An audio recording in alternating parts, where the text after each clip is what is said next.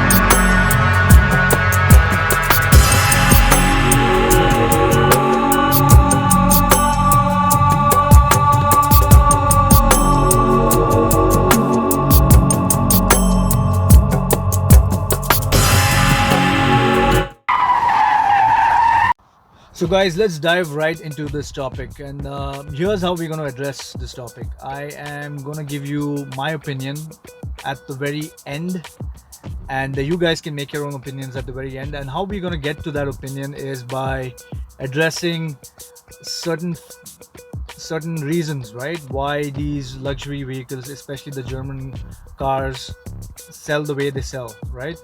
And why I personally put my money into a vehicle like this. The one major factor what I look for in a car or a motorcycle would be presence.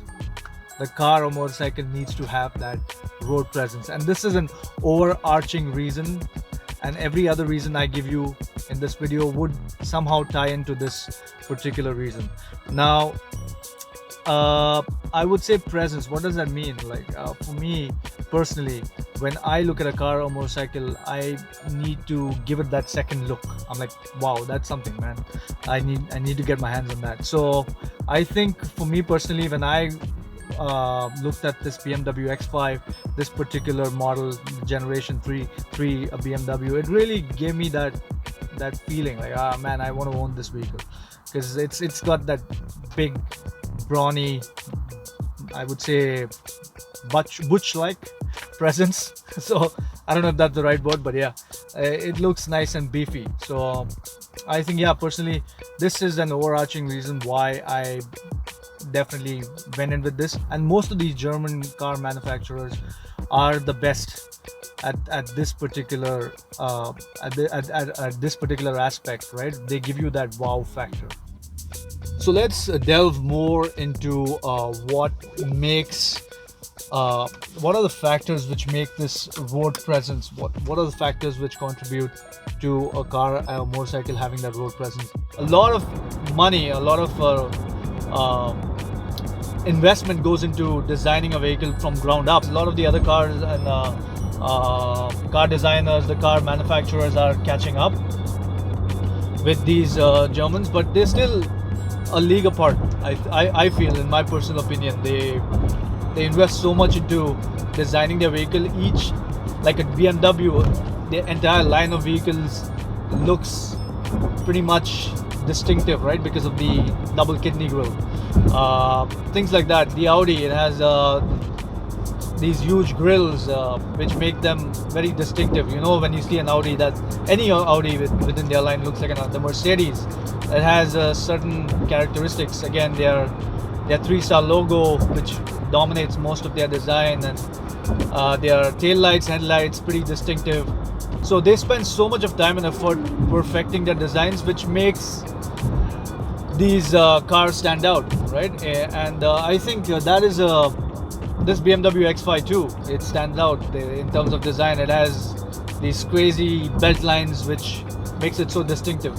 Moving on, I think the next factor which I feel makes these luxury cars, especially the German cars, stand out is the build quality.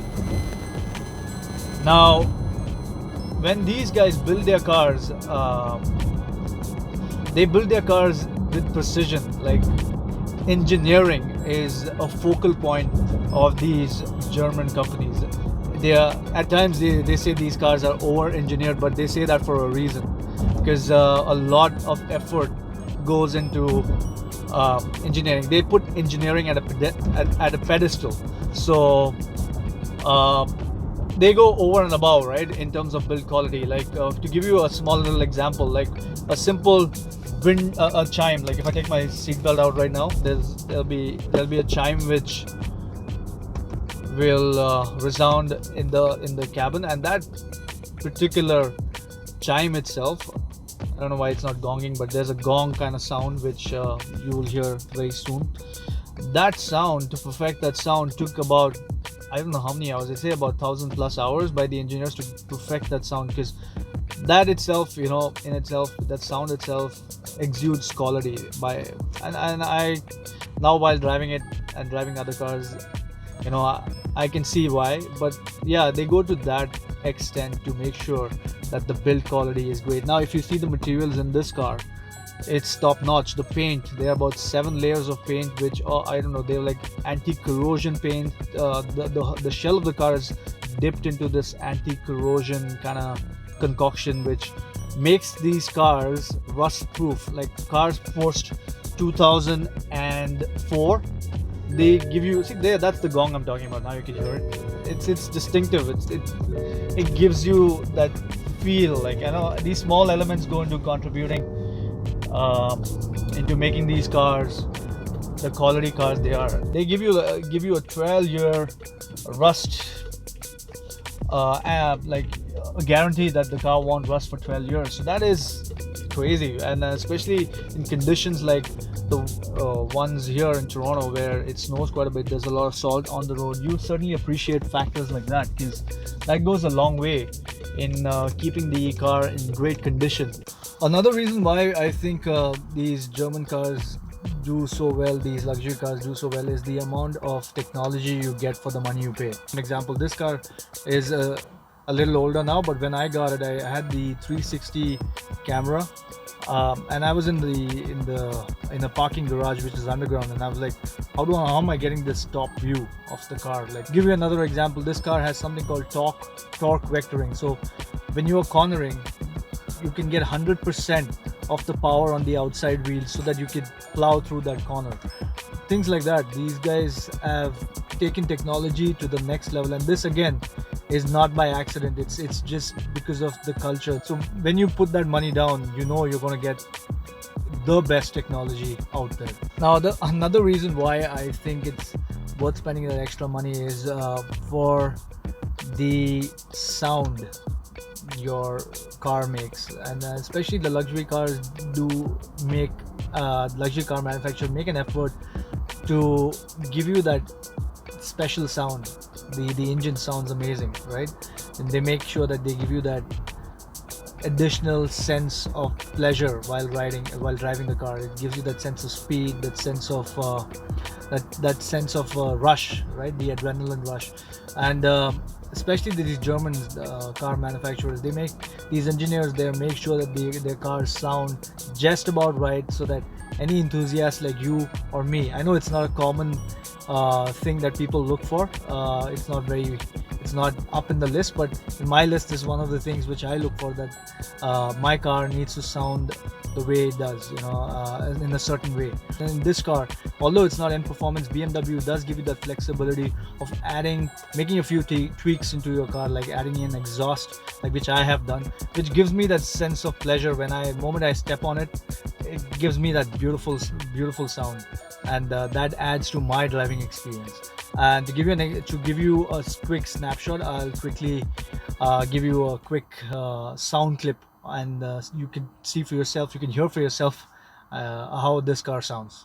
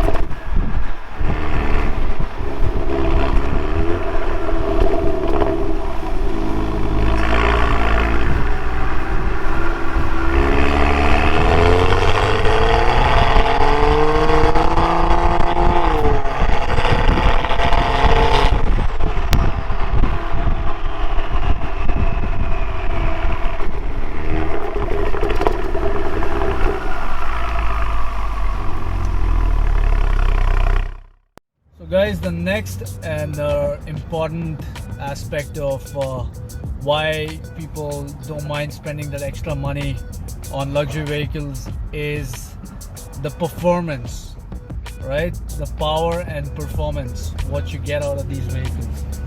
The performance and the handling is next level. And how do these guys do that? Especially these luxury manufacturers, especially the German manufacturers, they take the power, the performance, and the handling of the cars to the next level. And the way they do that is with experience. They've been building cars for about 150 years now, so they know a thing or two of how to build cars. And secondly, they also, once they build their cars, they test them right to the ground.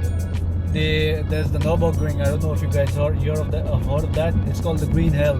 It's a track in Germany where these guys test the cars to break down right up to where they can't drive it no more. So it's that rigorous amount of testing. And now to give you an example, this X5 itself, it's an SUV, but it has car-like dynamics. I'm telling you, for me, I wanted the practicality. At the same time, I didn't want to lose out on the sedan-like feel. This car really drives like a sedan. I don't know how these guys do it, these engineers. There's some kind of wizardry they put into cars. And this car, man, if I just, for instance, I just flick a switch right now, it's in comfort mode. If I go into sport, the car just changes. Look at that. I'll show you. I don't know if you guys can feel it, but the car's completely changed. It's turned into a different beast altogether. I've already hit the speed limit. I have put a limiter. It just sounds the moment I hit that speed limit, and it did sound. So I hit the speed limit with a simple foot to the pedal, and the car is gone. It's changed. Dynamics completely changed. Handling, man, the handling completely changes. The steering feel is a lot heavier. The gas pedal is a lot more sensitive. The brakes are a lot more sensitive. The transmission the transmission switches gears without a problem. It just switches gears within an instant. Like, look at that. I'm in top gear.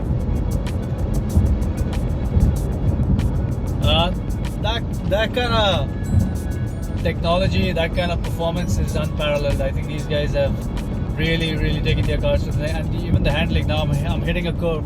Now there's something called, as I must have mentioned, it's called torque vectoring. The moment you hit a curve, the power instantaneously shifts 100% to the outermost wheel, so that you can pull out of that curve, right? So things like that makes these cars a joy to drive, especially for an enthusiast like me.